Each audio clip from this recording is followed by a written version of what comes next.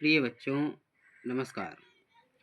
कक्षा 10 के बच्चों के लिए आज हम यूपी बोर्ड में जो एक्टिव पैसिव का पार्ट आता है इंग्लिश की ग्रामर में, उसको हम सॉल्व करेंगे। वो देखेंगे 2 अंक उसमें आते हैं, क्योंकि बोर्ड परीक्षा में हमको 2 अंक दिए जाते हैं।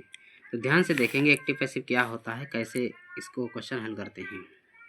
देखिएगा, वॉइस,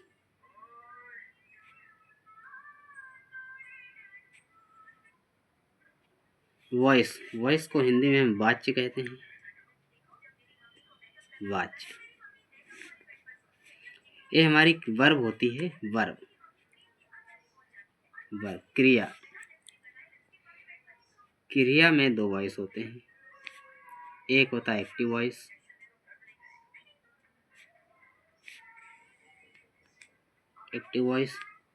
और दूसरा होता है passive voice. Passive voice,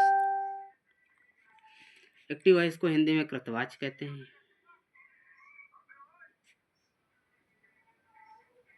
passive को हम कर्मवाच्य कहते हैं।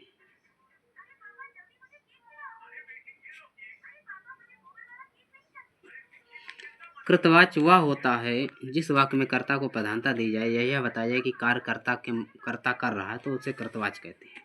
एक्टिव वॉइस का मतलब होता है ACTIV, एक्टिव वॉइस यानी कृतवाच्य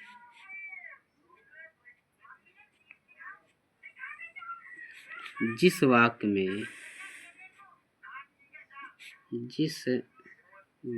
में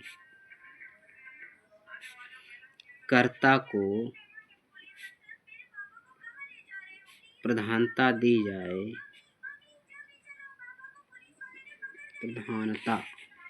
प्रधानता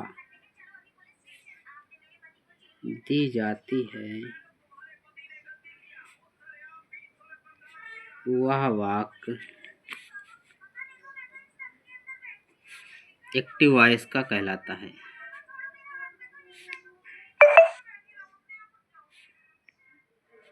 एक्टिव वॉइस का कहलाता है।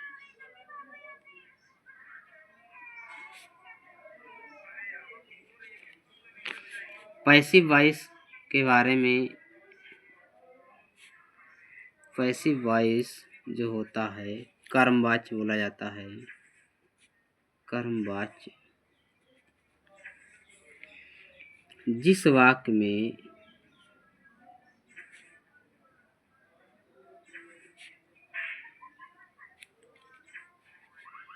कर्म को प्रधानता दी जाती है,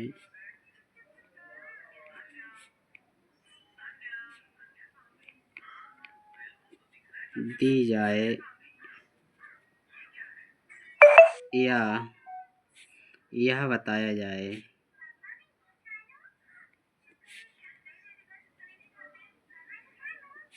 कि कार्य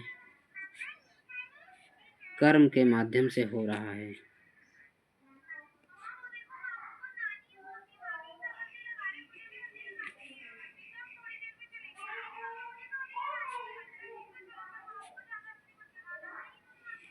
यह कर्म को कर्ता बना के रखा जाए, कर्म को कर्ता बना के रखा जाए, ये भी कह सकते हैं। तो ये होते हैं एक्टिव वॉइस और पैसिव वॉइस। इनके नियम होते हैं, कुछ रूल्स होते हैं जिनको चेंज किया जाता है। जैसे कि अगर हम एक्टिव का वाक्य कहें, जैसे लिखा है ही ईट्स द फूड, ये हमारे एक्टिव का वाक्य हो। इसकी हिंदी हो जाएगी वह खाना खाता है, वह खाना खाता है। अब इस वाक्य का जो पैसिव बनेगा वो इसका उल्टा बन जाता है। ये एक्टिव में ये करता है, एक्टिव का ये क्रिया है, मेन वर्ब जिसे कहते हैं मुख्य क्रिया। ये वाला जो है ऑब्जेक्ट है, यानी कि कर्म। ठीक है, इस प्रकार से इसको उल्टा कर देते हैं। क्या करेंगे, ही इट्स द फूड है, तो इसकी जब हम पैसिव बनाएंगे तो ये बन जाएगा द फूड। जो कर्म होता है हम कर्म को कर्ता बना के रखें। इसके कुछ नियम होते हैं, वो भी बताएंगे। द फूड, तो क्या करेंगे, द फूड। अब ये वाला वाक्य जो एक्टिव का होता है, एक कौन से टेंस का वाक्य है, इसमें क्रिया जो लिखी हुई है इसमें एस लगा हुआ है, यानी एक वचन कर्ता के साथ में एक वचन वाली क्रिया है, तो इसका मतलब एस लगा हुआ है, क्रिया में एस और एस लगा होता है तो प्रेजेंट इंडेफिनिट टेंस का होता है। तो यहाँ पर प्रेजेंट इंडेफिनिट टेंस लिखा हुआ है, तो प्रेजेंट इंडेफिनिट टेंस में एक वचनकर्ता के साथ में पैसिव वॉइस जब हम बनाते हैं तो उसके साथ एक वचनकर्ता के साथ में सहायक क्रिया इज का प्रयोग करते हैं, इज हो गई। उसके बाद में मेन वर्ब जो है इसकी हमेशा थर्ड फॉर्म लिखते हैं पैसिव में, तो ईट की थर्ड फॉर्म क्या हो जाएगी, ईटन, ईटन हो गई, ठीक है। उसके बाद में एजेंट बाई प्रयोग किया जाता है, बाई माने द्वारा। उसके बाद में जो करता होता है सब्जेक्ट, इसको हम ऑब्जेक्ट बना के रखते हैं, ये हालांकि प्रोनाउन है, प्रोनाउन, तो प्रोनाउन ही है, प्रोनाउन हमेशा चेंज होते हैं, चाहे वो एक्टिव वॉइस में हो या डायरेक्ट इनडायरेक्ट में हो, किसी भी में हो, कहीं पे प्रोनाउन चेंज हो जाते हैं। तो ही का यहाँ क्या हो जाएगा, हिम, ही को हम हिम चेंज कर देंगे, ये हमारा बन गया, मतलब the food eaten by him, भोजन उसके द्वारा किया जाता है, बस हो गया। अब इसके बेसिक रूल होते हैं, जो बेसिक रूल्स हैं बिल्कुल, कौन कौन से जो हर जगह प्रयोग होते हैं एक्टिव पैसिव में। पहला है नंबर 1, कर्म को कर्ता बनाओ, कर्म को कर्ता बनाओ। दूसरा है टेंस के अनुसार सहायक क्रिया,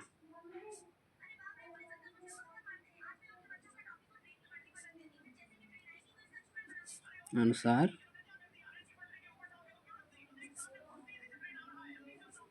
सहायक क्रिया प्रयोग करो, ये हो गया। तीसरा होता है मुख्य क्रिया की थर्ड फॉर्म, यानी कि मेन वर्ब, जो मेन वर्ब होती है उसकी थर्ड फॉर्म अवस्था, थर्ड अवस्था का प्रयोग।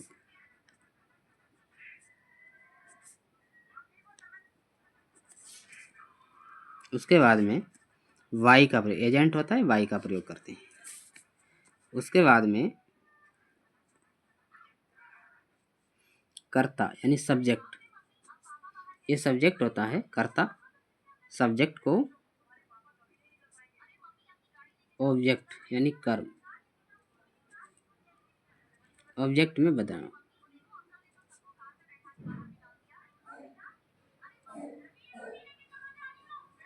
यही 5 नियम होते हैं, कर्म को कर्ता, टेंस के अनुसार सहायक क्रिया, मुख्य क्रिया की तीसरी अवस्था, वाई का प्रयोग, कर्ता को कर्म। जैसे यहाँ पे कर्म था, इसको हमने कर्ता बनाया, ये टेंस प्रेजेंट इंडेफिनिट टेंस है, इसकी सहायक क्रिया हमने पैसिव वाली, वैसे तो डू और डज सहायक क्रिया होती है प्रेजेंट इंडेफिनिट टेंस में, लेकिन पैसिव में हमने क्या किया, एक वचन के साथ इज लगाया, बहुवचन के साथ आर लगता है और वाई के साथ में एम लगता है, ठीक है। तो इसके बाद में क्या किया, मेन वर्ब जो थी हमारी ये, उसको हमने जो है थर्ड फॉर्म लिखी, एजेंट वाई का प्रयोग किया और ही को हमने चेंज इनटू हिम में बदल दिया, तो ये हमारा पैसिव होता है।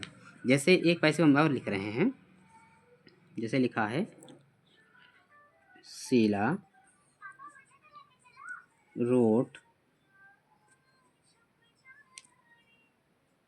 एन ऐसे, ये हाई स्कूल के बच्चों के लिए है, इंटरमीडिएट के बच्चे भी सीख सकते हैं क्योंकि उनकी भी परीक्षा में 2 नंबर में पूछा जाता है। तो देखिएगा शीला रोट एन ऐसे, तो यहाँ पे जो है शीला हमारा सब्जेक्ट हो गया, कर्ता हो गया, ये हमारी क्रिया हो गई मेन वर्ब, ये हमारा ऑब्जेक्ट हो गया कर्म।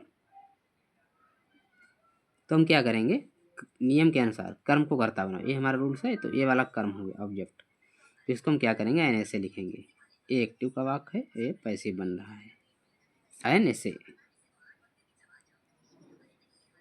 ऐसे, ठीक है।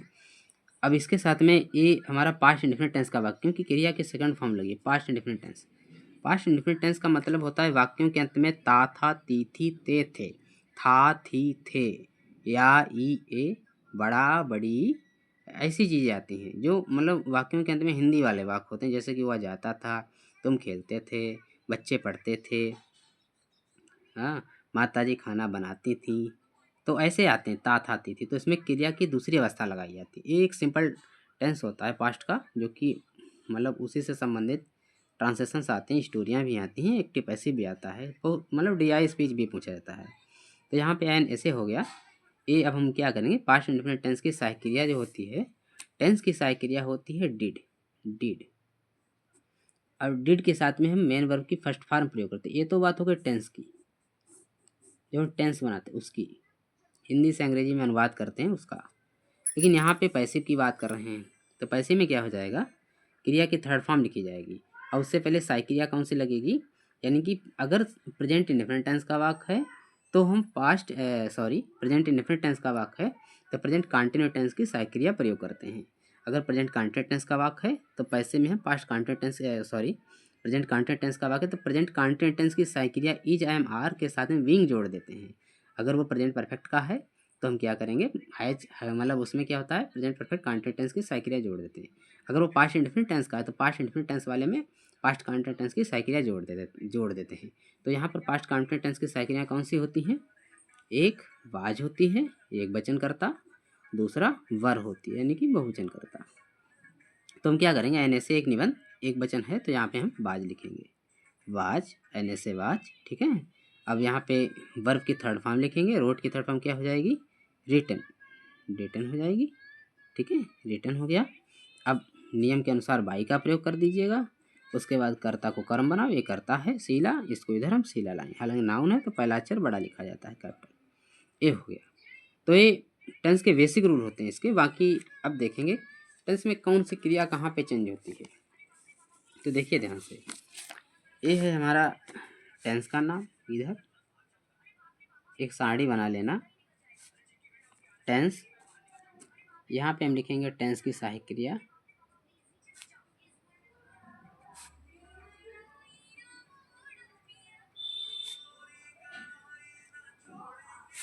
और इधर लिखेंगे हम पैसिव में सहायक क्रिया।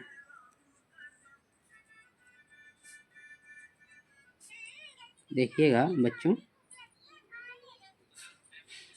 एक्टिव जो होते हैं वो 12 होते हैं, लेकिन पैसिव 8 टेंस की ही बनती है।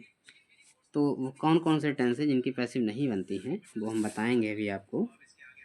देखिए, पहला टेंस जिनकी पैसिव बनती है हम उनको लिख रहे हैं। पहला टेंस है प्रेजेंट इंडेफिनिट,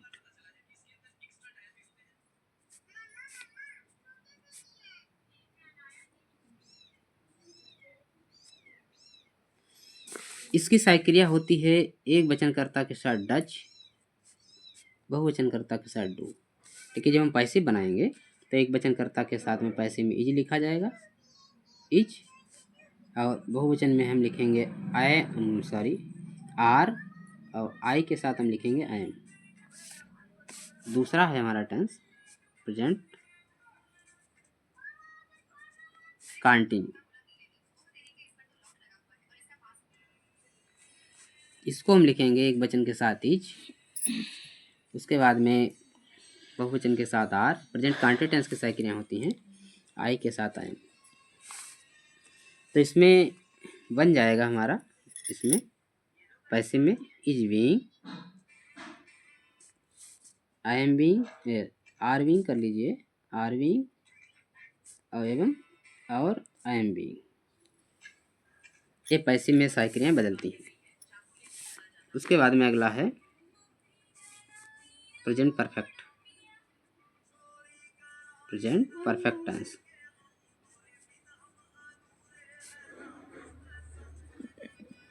इसमें हम बनाएंगे एक वचन के साथ में होता है हमारा हैज, टेंस की सहायक क्रिया हैज और है। पैसिव में हो जाएंगी सहायक क्रिया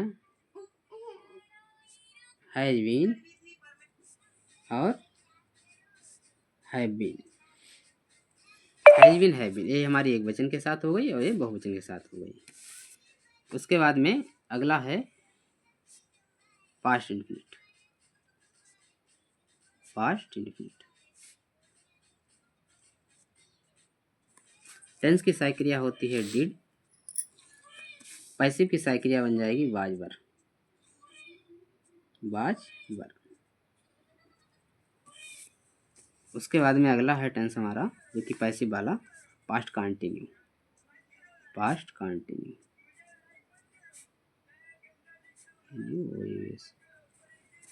टेंस की सहायक क्रिया होती है वाज और वर।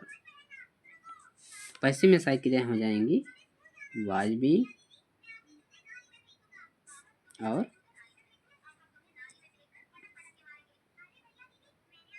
वर भी। ये हो गई, पन्ने बढ़िया चल रहा है।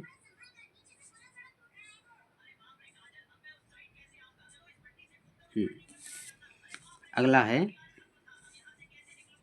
Past perfect tense.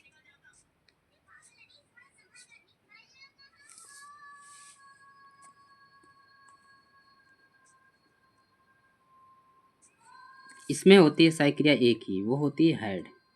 दोनों कर्ताओं के साथ में टेंस में हैड होती है, और जब पैसिव हम बनाएंगे तो एक वचन बहुवचन दोनों के साथ में हम हैड बीन का ही प्रयोग करेंगे। हैड बीन और प्लस वर्ब की थर्ड फॉर्म पैसिव के साथ में होता है। अगला है सातवां पास्ट कंटिन्यू। Past continue. इसमें होता है पास्ट कंटिन्यू टेंस में, सॉरी पास्ट कंटिन्यू तो हो गया ना, पास्ट परफेक्ट है। Past indefinite, past continue, past perfect. हाँ, ये पास्ट कंटिन्यू नहीं होगा, यहाँ पे होगा फ्यूचर इंडेफिनिट। फ्यूचर इंडेफिनिट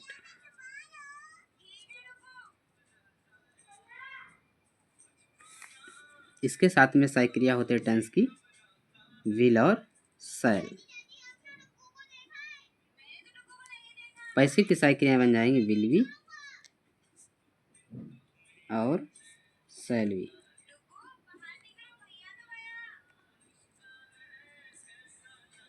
शैल भी। अगला है आठवां फ्यूचर परफेक्ट टेंस।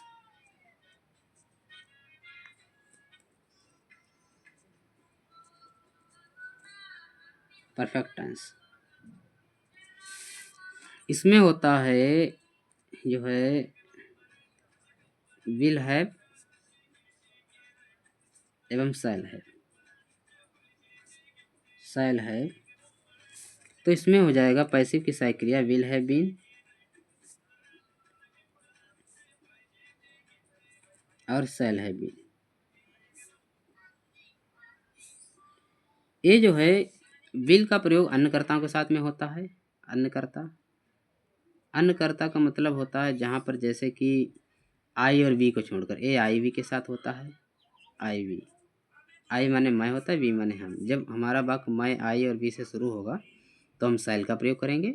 इसके अलावा ही सी इट जो भी है यू योर इनसे शुरू होगा तो हम विल का प्रयोग करेंगे।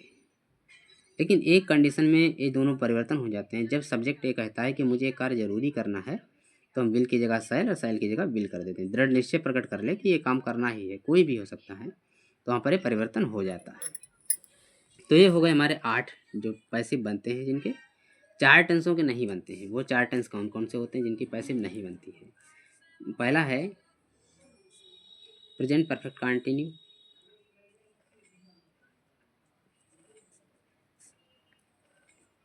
Perfect continue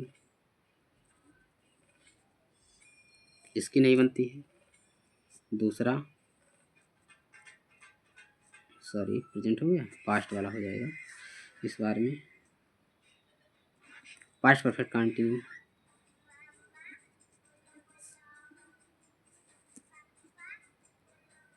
continue. तीसरा हो जाएगा फ्यूचर कंटिन्यू।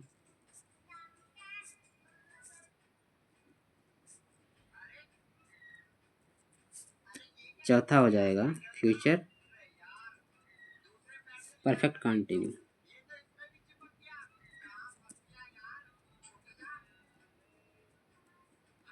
ये 4 टेंस होते हैं जिनकी पैसिव नहीं बनती है, कोई पैसिव नहीं, इनकी नो पैसिव। अब जो है ये टेंस की सहायक क्रियाएं हो गई, ये पैसिव की सहायक क्रियाएं हो गई। इससे आपको पहचान में आएगा कौन से टेंस का वाक्य लिखा जा रहा है, कौन सा टेंस है कौन सा नहीं। उसके बाद में जब ट्रांसलेशन बनाते हैं, हिंदी से अंग्रेजी अनुवाद करते हैं, तो ये वाली सहायक क्रियाएं प्रयोग में आती हैं। और जब पैसिव बनाते हैं तो ये पैसिव वाली सहायक क्रियाएं ये वाली हैं, क्योंकि ये आपको स्पष्ट रूप से लिखेंगे, इन्हीं को तैयार करना है।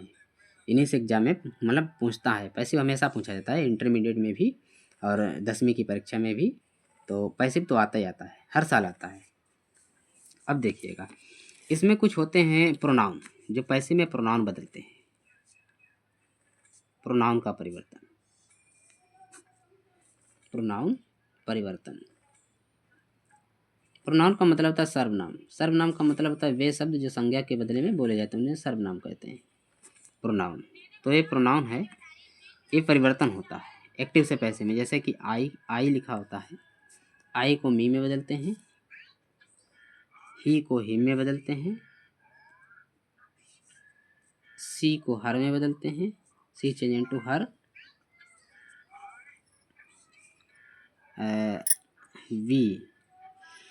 वी को अस में बदलते हैं, दे को दिम में बदलते हैं, they change into them. Pen नहीं बढ़िया चल रहा है, देम। और कौन बचा, यू, यू को योर में बदलते हैं, सॉरी योर यहाँ नहीं होगा, यू को यू ही रहने देते हैं, पैसिव है ना। और इट को इट में ही रहने देते हैं। ए हो गए, आई को मी में बदलेंगे, ही को हिम में, सी को हर में, वी को अस में, दे को दिम में, यू को यू में, इट को इट में। ठीक है, ये हो गया। अब जैसे हम कोई ट्रांसलेशन बनाते हैं, मान लीजिए जैसे लिखा है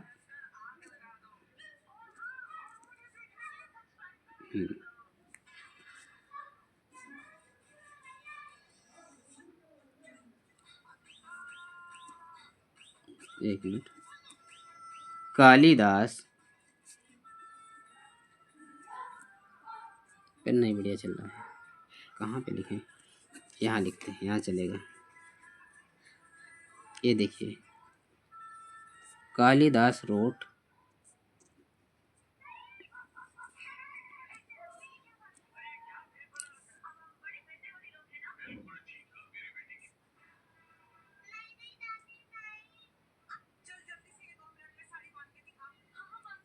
अभिज्ञान शाकुंतलम, अभिज्ञान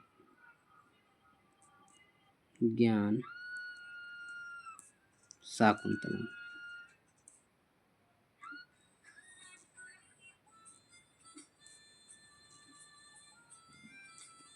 कालिदास का नाटक है अभिज्ञान शाकुंतलम, कालिदास ने अभिज्ञान शाकुंतलम लिखा, ये है।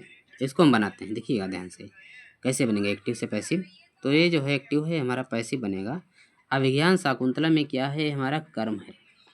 तो नियम था ये है कि कर्म को कर्ता बना। तो हम पहले क्या करेंगे, अभिज्ञान शाकुंतलम लिख लेंगे, अभिज्ञान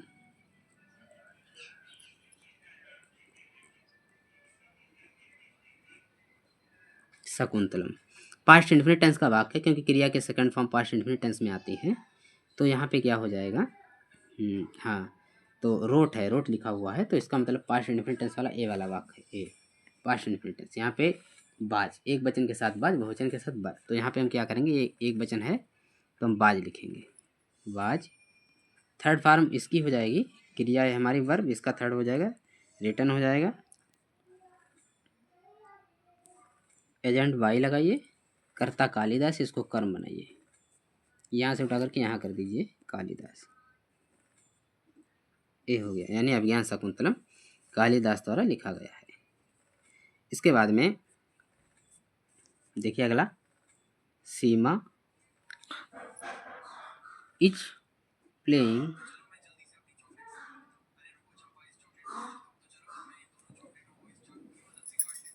ए गेम।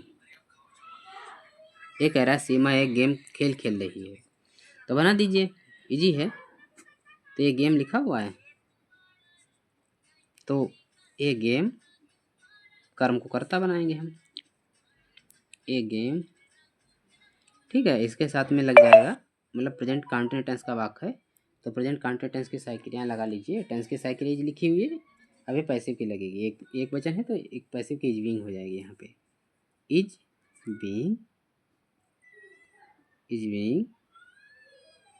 प्ले की थर्ड फॉर्म होती है प्लेड, PLAYED, प्लेड, वाई सीमा। तो बच्चों उम्मीद करते हैं ये वीडियो आपको पसंद आया होगा। अभी एक्टिव पैसिव ये आपका साधारण नियम था। इसके आगे हम सीखेंगे जो है अगले पार्ट में निगेटिव। निगेटिव वाले कैसे बनेंगे, इंट्रोगेटिव होता है, प्रश्नवाचक वाले वो कैसे बनेंगे, इम्परेटिव वाले होते हैं। ये सब अलग अलग हम 2 से 3 पार्टों में इसको आपको बताएंगे। तो इनको सीखने के लिए आप जो है फॉलो ज़रूर करें, जिससे आपको ये सारे एक्टिव पैसे मिल सकें, जो कि बोर्ड परीक्षा में आपके लिए 2 से 3 नंबर बहुत महत्व रखते हैं। वहीं से हमारे लिए एक अच्छे अंक, हम एक एक नंबर करेंगे तभी तो अच्छे अंक बनेंगे। ठीक है।